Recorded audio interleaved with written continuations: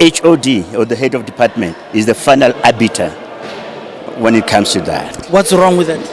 No, it takes away the authority, particularly. It does. It says, let me read it for you again. It does. Right, It says the bill proposes a code of conduct developed by a school must be sensitive to cultural beliefs and religious observance. It does. Problem is the introduction of sex education at schools. What about it? Say it. What about it? Chances are what you heard about the BELA Bill, you probably heard it for someone who hates it and who's been talking about it. The problem that we're having about the BELA Bill is, including myself, I've never had someone who fully unpacks it. I've made requests to go and speak to an education specialist and to understand what the BELA Bill is about. And I've also spoken to the chairperson of the portfolio committee, who has also agreed to come here and sit down. But with my ignorance and other people's ignorance, I've realized that the problem we have with the BELA Bill is people who hate it, who hate some parts of it, are trying to convince others who generally do not know or who have not went through it to understand it. But here's my interactions with the people that I've listened to on the public. Miko, although I don't speak that language, but Miko. Mifukile. I'm Fukile. Cancer. Please tell the audience who are you and where you from and what you represent. All right. Kenankwana wa Hankwana. All right. Kenankwana wa Hankwana. Kenamo Soshanguve. I'm part of the community. I am a member of Action SA, and I'm also a part of the leadership in Soshanguve. We are here to understand what the BELA Bill is going to impact our kids. So I've been asking everyone a straight question. What in the BELA Bill, which amendment, which section, which clause you have a problem with? This document has clause 1 to 54. Which amongst them gives you problems? Yeah, I've got a problem with the following. I'll just read what with the one relating to religion. Yes. And can I read it for you, or you want to read it? Yeah, I'll read it. Okay. With regard to religion, the bill proposes that a code of conduct be developed by a school and must be sensitive to cultural beliefs and religious observations. In other words, the bill does not encourage religious practice at school. Instead, it leaves it to the school to decide. Okay, wait there. Let's discuss it. What is the problem with what you read?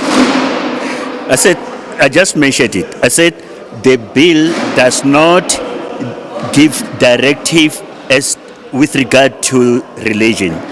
It does. It says, let me read it for you again. It does. It says the bill proposes a code of conduct developed by a school must be sensitive to cultural beliefs and religious observance. It does. Now let me explain. It's simple English. It says, it's simple English. It says the school will have to be sensitive to whoever, from cultural to religious. What do you want the bill to do? All right. Yes. Thank you. Yes. Let me state why I say I've got a problem. Okay. Government or the government supposed to be clear. You know, the law must be clear to say what needs to be done. But in this case, the law absorbs itself and say, no, you will make a decision. Of course, and it's true. Because remember, South Africa recognizes all religions and all cultures. The law of South Africa does not tell anyone to observe a cultural or a religious dogma. This law is consistent with the Constitution. What is the problem with it? I would have been happy if the bill was saying, the law must be clear to say that religious education must be conducted at all schools. It does not say should be. But we must decide. It doesn't stop you, yes. No, in other words, if you don't want what cause? Of course, that's democracy. Okay. Agree, if you don't want education. So let me give you an example.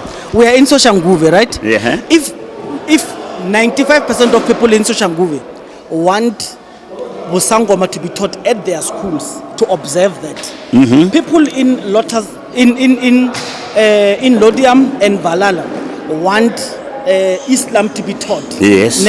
What is the problem with that? Because that's free determination. Those people want this one. No, I'm and saying those other ones want that one. What is the problem? I say it should be explicit and say you can practice the religious education or religion and culture must be practiced. You say that. It says observance. It should be practiced, and it must further says that every community must make their own decision. What you're complaining about is what you just read. It is covered in what you just read. Okay, let's pass this one because we're disagreeing. Okay. Another one that you think you have a problem with? Sale of alcohol at school premises. Okay, let's see. Which clause is it? Okay.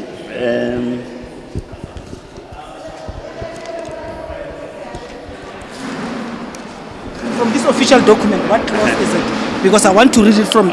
Okay. Let me go specific. Because this one is pre-prepared for you. I want the one that comes from Gauteng legislature. The act itself, or the bill itself. If you don't find it, it's fine. You can read yours. All right. It's, with regard to sale of alcohol at school premises, the clause provides for possession, consumption, or sale of liquor during any private or religious function held at school premises, and I do not agree to that. What act says here? What act says so? What amendment to anything that says so? No, this is what it says here. It's actually, yes. Because I want us to quote it here. Yeah, no, it's fine. It's fine. We'll go back to that. Yes. No. Okay. I'm saying no. I don't want you to push me because we're shooting off camera. All right, sorry. Another one. Let's leave that one because we don't find it here. Okay. Yeah. With regard to language policy, I also do not agree that because it says that it is amending Section 6 of SASA to provide for school governing body to submit the language policy of public school. This is how it is today. But now they're saying that according to the bill, that the policy, the HOD or the head of department is the final arbiter when it comes to that. What's wrong with it? No, it takes away the authority of me as a parent and the SGB to decide on the policy. Look, if I know that... Are you a member of the SGB? I've been the member of SGB all along. Tell me. Currently. Okay, tell me. I don't know where you were a member. If it was an African school, what is the process of changing that African school into a Sesotho school? No, let me say that to be able to change, you need to look at the general population. That is red tape. That is red tape. 1976, kids were killed because they didn't want to learn in Afrikaans. When the new dispensation came, it allowed the schools, the school governing bodies, through the SASA Act, to be able to determine for themselves what they must do. Do you know why we still have majority Africans learners in South Africa even now? It is because that thing is a pipe dream. The bureaucracy is very difficult to go through. If majority of people wanted, they would have gotten rid of Afrikaans. And it's a failure. It's a failure of getting rid of Afrikaans.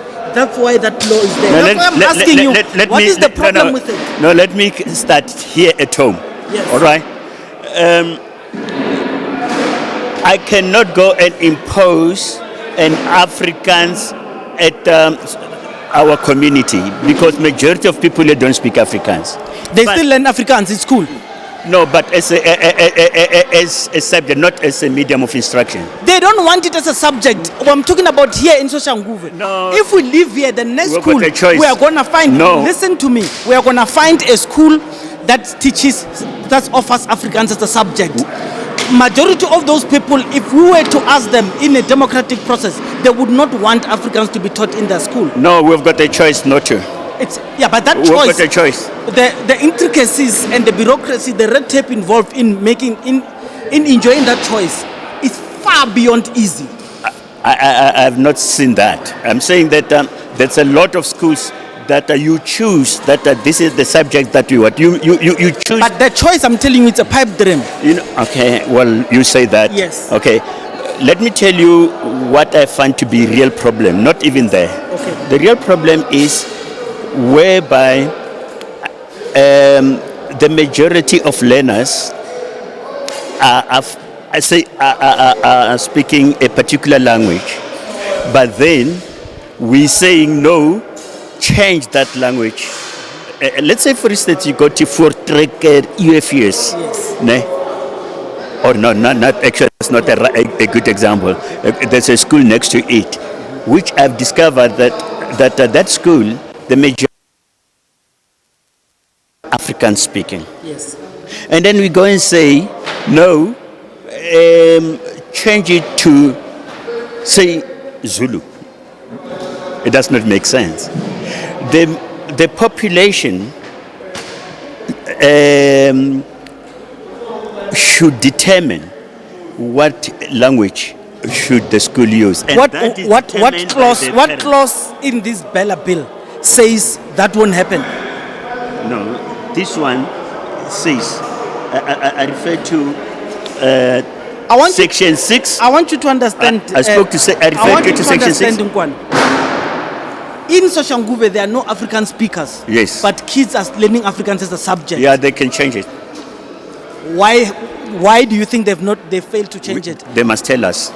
You see, you must ask now the school. Let's go to the school next door. Okay, let's go to the school next door. No.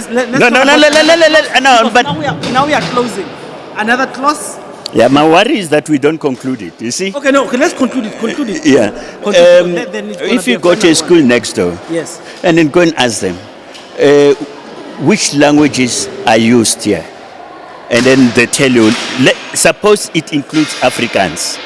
Then the next question is, why do you have Afrikaans at the school? Then they should either say to you, the parents have agreed to it, or something. If that thing was never offered to them. Yeah, then there's a problem. That's why I asked you, were you ever in SGB? Yes, I've been. Have you ever made a referendum of Afrikaans as a subject? At the school that you were SGB? Yeah, at Komoto. No. Exactly. It was never offered to them. If it was offered to them as a choice, either as a medium of instruction or as a subject offered, let me tell you, they would have majority would not. Okay. That's why I'm telling you that's the problem maybe with the status quo. Yeah, but we must learn. The problem is not the act. The problem is that we must teach the community that you've got a right to choose and decide on the subject. Let's close it. Let's agree to close. Yeah, the act says that you've got a right. It's no longer workable in here. Let's agree to close. All right. The tape. I'm closing. But okay. Can you allow me to close? No, before you, can I just mention, without saying much, just say this one and that one. The other one that's a problem is the introduction of sex education at schools.